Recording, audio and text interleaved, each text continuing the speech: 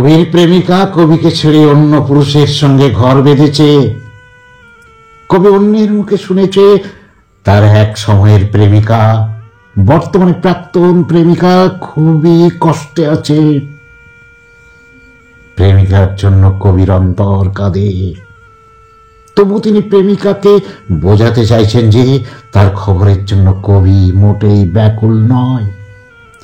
তারপর কবি এক এক করে তার নিজের সঙ্গে তার প্রেমিকার বর্তমান প্রেমিক গাধাটির তুলনা টেনেছেন। বারবার তাকে গাধার সঙ্গে তুলনা করেছেন এবং নিজে তাকে কিভাবে বিগত দিনে সুখে রেখেছিলেন বারবার তার ব্যাখ্যাও তুলে ধরেছেন। এবং বর্তমানে যে গাধাটার হাত ধরে তার প্রেমিকা একদিন কবিকে ছেড়ে চলে গিয়েছিল, সেই গাধা তার প্রাক্তন প্রেমিকাকে এখন কিভাবে রেখেছে তার একটা জ্বলন্ত উপমা উন্মোচন করার চেষ্টা করেছেন। তো শুনুন, কবি হুমায়ুন আজাদের ব্যর্থ প্রেমের হাহাকারে ভরা এক রুদ্ধশ্বাস ঘন ব্যর্থ প্রেমের কবিতা আমাকে ছেড়ে যাওয়ার পর। তো কবিতা শুরুর আগে আপনাদের কাছে আমার স্বনির্বন্ধ নিবেদন, দয়া করে লাইক, কমেন্ট, শেয়ার করবেন এবং চ্যানেলটিকে সাবস্ক্রাইব করে দেবেন। আর আমার কবিতার মেলা চ্যানেলে কবি হুমায়ুন আজাদের এই কবিতার বিপরীত ধর্মী আরেকটি কবিতা দেওয়া আছে, আমাকে ভালোবাসার পর। দয়া করে ওই কবিতাটিও একবার শুনবেন। নমস্কার। এবারে শুনুন কবিতা, কবি হুমায়ুন আজাদের ব্যর্থতার হাহাকারে ভরা ব্যর্থ প্রেমের কবিতা আমাকে ছেড়ে যাওয়ার পর। কবিতা আমাকে ছেড়ে যাওয়ার পর।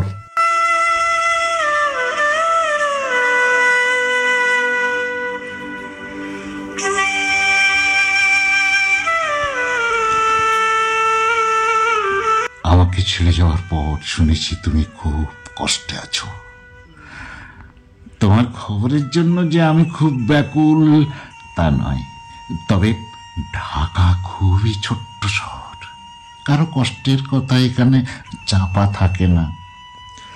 শুনেছি আমাকে ছেড়ে যাওয়ার পর তুমি খুবই কষ্টে আছো। প্রত্যেক রাতে সেই ঘটনার পর নাকি আমাকে মনে পড়ে তোমার। পড়বেই তো। পৃথিবীতে সেই ঘটনা তুমি আমি মিলেই তো প্রথম সৃষ্টি করেছিলাম। যে গাধাটার হাত ধরে তুমি আমাকে ছেড়ে গেলে, সে নাকি এখনো তোমার একটি ভয়ঙ্কর তিলের খবরই পায়নি। ওই ভিসুভিয়াস থেকে কতটা লাভা ওঠে তা তো আমি প্রথম আবিষ্কার করেছিলাম। তুমি কি জানো না, গাধারা কখনো আগ্নেয়গিরিতে চড়ে না?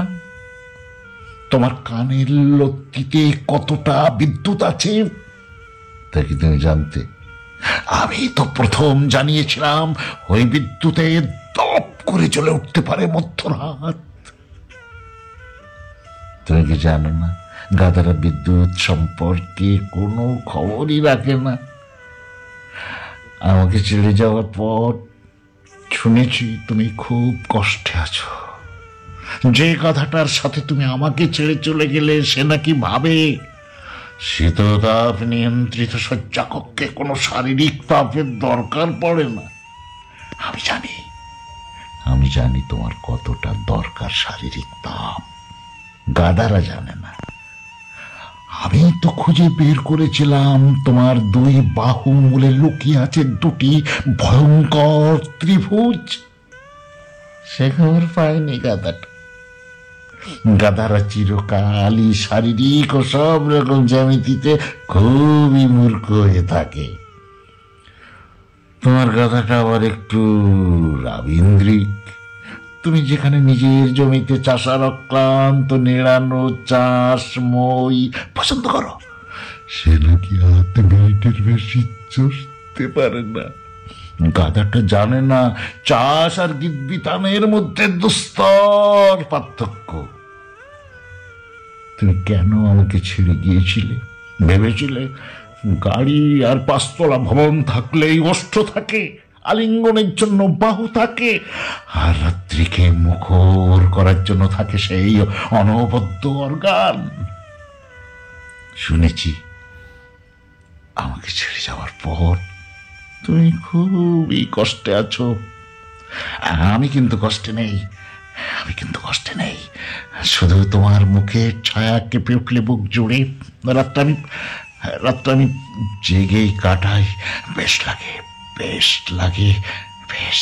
সম্ভবত বৃষ্টির মতো সিগারেট আমি আমি আমি আমি আমি আমি বেশি খাই। হ্যাঁ, বৃষ্টির মতো সিগারেট আমি বেশি খাই।